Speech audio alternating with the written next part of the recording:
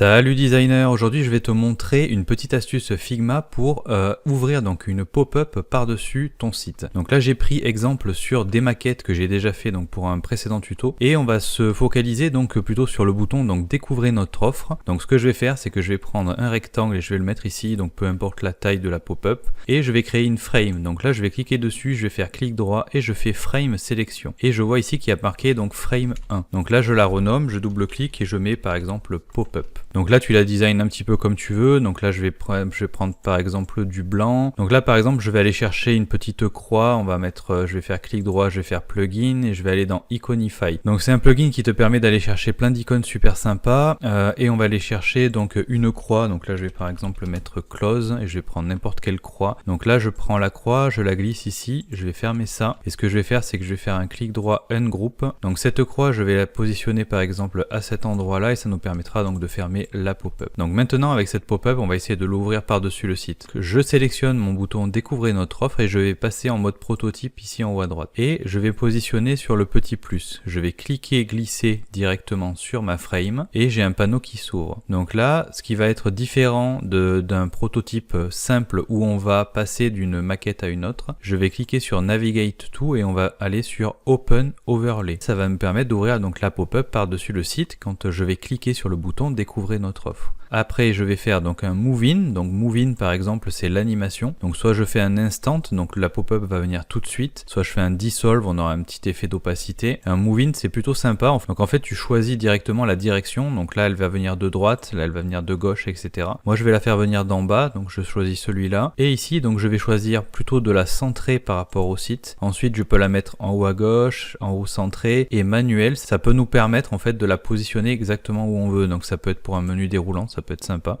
Ici le close when clicking outside, ça va nous permettre de fermer la pop-up lorsque je vais cliquer en dehors de la pop-up, donc c'est pas mal. Et ici surtout le add background, ça permet de rajouter un fond noir en opacité. Donc là 25% c'est pas assez, on va cacher un petit peu, il faut quand même que la pop-up soit bien visible, mais à peu près 80% c'est pas mal. Et ensuite quand tu as fait ça, donc tu fermes. Donc avant de lancer le prototype, ce que je vais faire c'est que je vais faire exactement la même chose mais pour fermer la pop-up. Donc là je vais sélectionner la croix, je vais faire une interaction et lorsqu'on va cliquer, on va faire un close overlay. Donc maintenant ce que je vais faire c'est que je vais sélectionner ma page d'accueil et je vais faire play. Donc là je me retrouve directement sur mon prototype, je vais descendre et je vais cliquer sur découvrir notre offre. Je vois que ma pop-up est venue d'en bas et maintenant je vais la fermer. Donc soit je clique ici pour fermer, je vais recliquer sur le bouton, soit je clique ici pour la fermer aussi et les deux fonctionnent. Voilà, donc cette astuce est déjà terminée. Donc dis-moi ce que tu en as pensé en commentaire. Si tu n'arrives pas à faire quelque chose, tu me le dis et j'essaye de t'aider le plus rapidement possible. N'oublie pas de t'abonner à la chaîne si ce n'était pas déjà fait. Allez, à plus!